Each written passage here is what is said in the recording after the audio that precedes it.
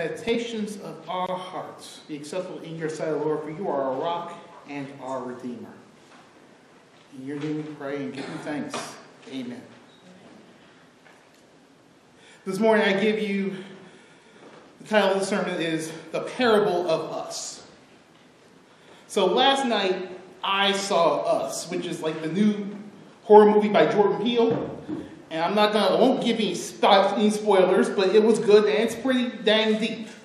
And the reason why I was thinking about the horror movies is just that horror movies are kind of like parables. In that, they kind of leave you in a different place. I mean, if you pay attention to most horror movies, you pay attention to some, and I'm saying good horror movies. So I'm saying like Poltergeist. I'm talking the old school, Night of the Living Dead. There usually is a moral tale in there. There is usually a moral injury. There is a social sin. There is a cultural sin. There is a personal sin, and somebody does something wrong in the grand cosmic universe, and things go left. Things usually go left. Or there's just a big bad guy, like Freddy Krueger, Jason, those folks. And usually you can tell when something's going to happen because, like in Jason, when the kids get ready to have sex, boom, that's when they're going to kill him. Because again, it's the moral thing in there. What's fascinating is, like I said, with Poltergeist, for example, Poltergeist is about what? A house built on a Native American burial ground. So they disrespected the land, and guess what? They said, oh, they got it. Now, was the family in trouble? No, actually, at the end, the whole family is saved. So all the people went through the drama, but they came through the drama. The main character always usually makes it through the movie in good horror movies. I'm not talking about, like I said, the newer type stuff, but kind of the older type stuff. Van Helsing always slays Dracula. Forget where I'm going with that. And so what you see, though, in this is that there is cultural context in there. A good parable or a good fable helps you understand, different things from different points of view. And that's where the parables are. The parables are stories. They are stories that Jesus is telling, and they're not real. There's nothing real about it. He is using this to get folks to think and to wrestle with the issues at hand. And so, what we see is that in some of Jesus' parables, they leave us in that same unnerving place, that same unsettling place where you have to kind of wrestle with the end. You have to wrestle with the ending. Yes, everything is okay, but it's not. Everything's not tied up like a bow. And so, what we see in this morning's gospel reading is the third of 3 parables about things being lost. We have the lost coin, the lost sheep, and then we have the lost son. And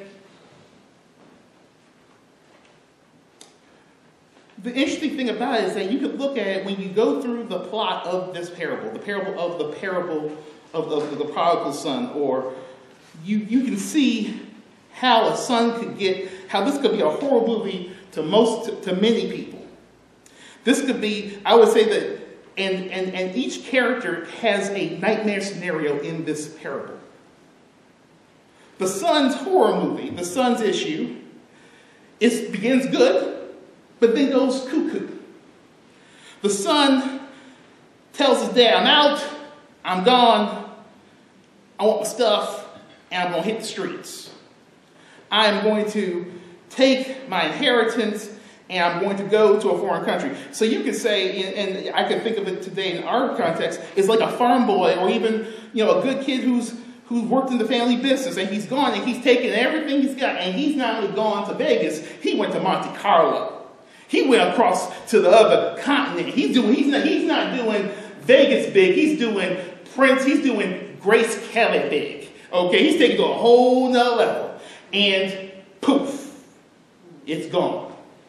And so where he's riding high, all of a sudden, and you see these movies many times, you can always think it's almost even like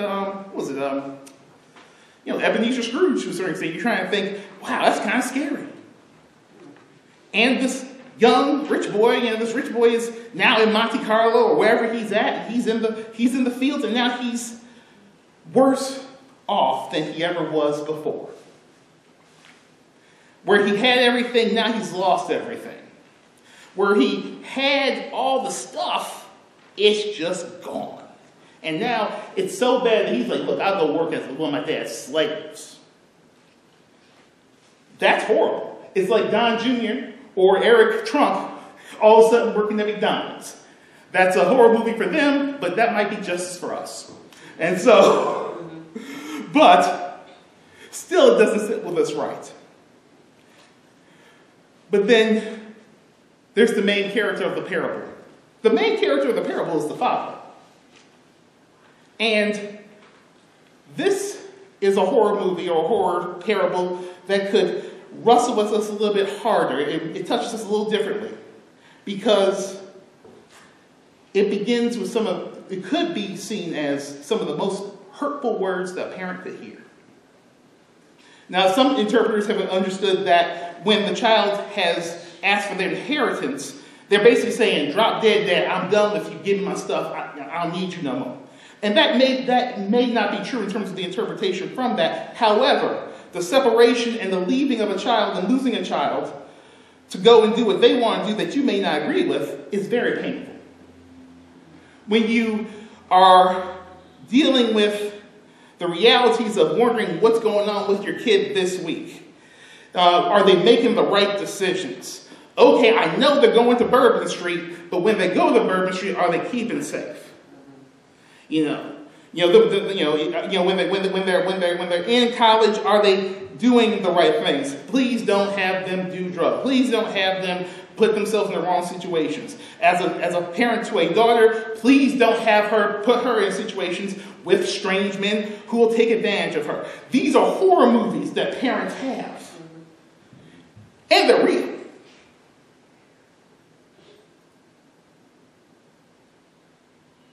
In this movie, this parable, there's a father with an open wound. A father who is an open hole left in their heart from the missing relationship. But this father still continues to work, continues to live their lives and everything like that. This father continues to be faithful, and the son does come back.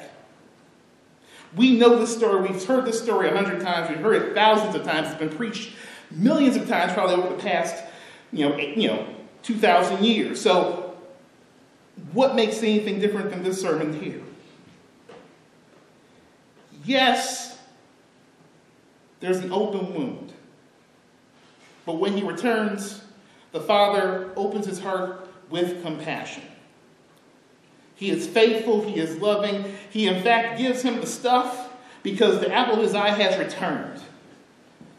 And it's a powerful moment. It is the happy ending to that father's horror story. He's back. He's here. Yeah, he lost all the money. I ain't expecting to keep it, but fine. That is, wow. That becomes the way we want to see the parable. But what ends up happening is that instead of us understanding that the parable is about reconciliation, we sometimes live our parables instead of living. What says that what we do is we end up living out parables instead of learning from them. And that's what I mean by the parable of us.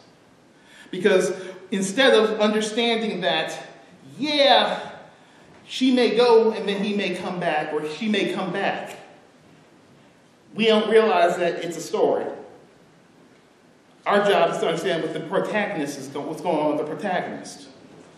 We don't understand that we don't have to be either the victim or the hero. We don't have to slay Freddy Krueger, nor do we have to slay Jason Voorhees, nor do we have to be the angry brother. Because that's the third story in here.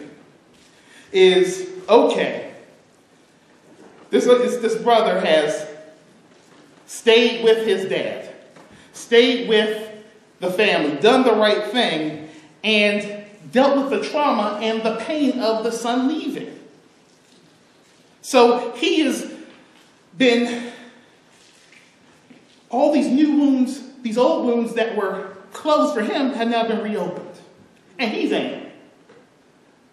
So we become the angry brother. Now, what's interesting is the angry brother actually exaggerates and accuses brothers of wasting his money on prostitutes, where all it says is that the brother lived wastefully. That's all it says. Which, in my version of the parable, when he goes to Monte Carlo, yes, he goes to Monte Carlo. Yes, he is a fool. And yes, he loses all his money on one shot at the poker table, in my version of the story. So there's no problem. No, it's just point. Wastefulness is wastefulness. And so, instead of trying to point hands of how he lost it, and let's see if we can check out what sin he did with the money, and how he lost the money, wasted dad's money, and you know you had him worried, and you, like, so what? What's the point?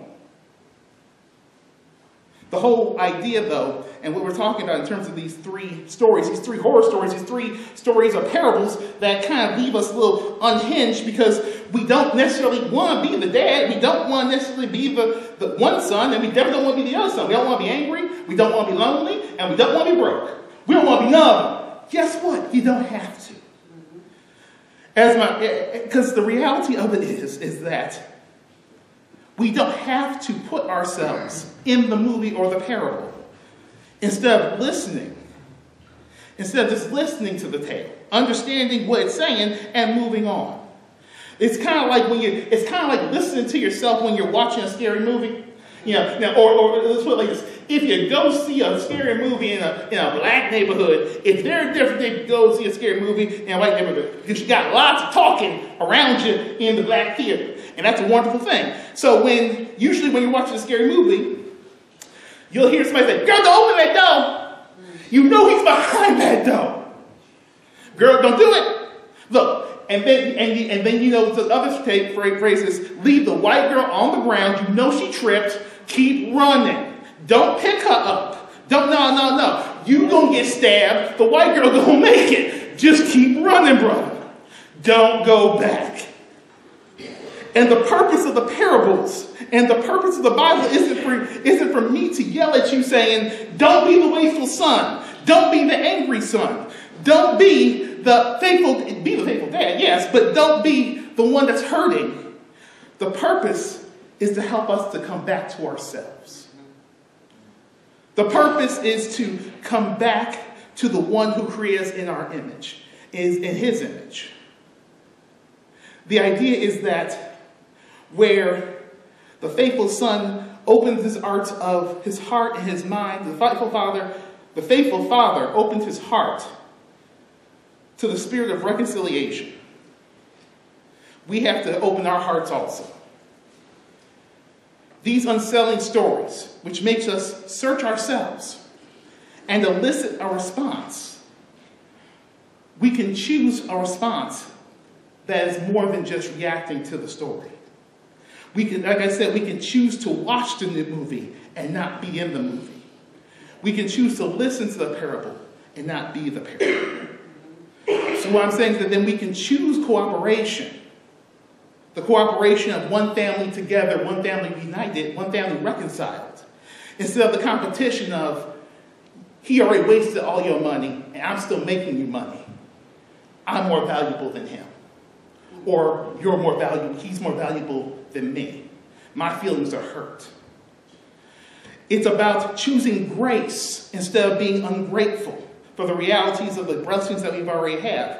It's about choosing reconciliation instead of choosing revenge. We don't have to relive the parable to understand it. We don't have to be Job to understand what's going on with Job. We can learn from them. and choose to recognize what has been with us the whole time. We can choose to celebrate and rejoice when our brothers and sisters come home. Amen. Amen. And amen.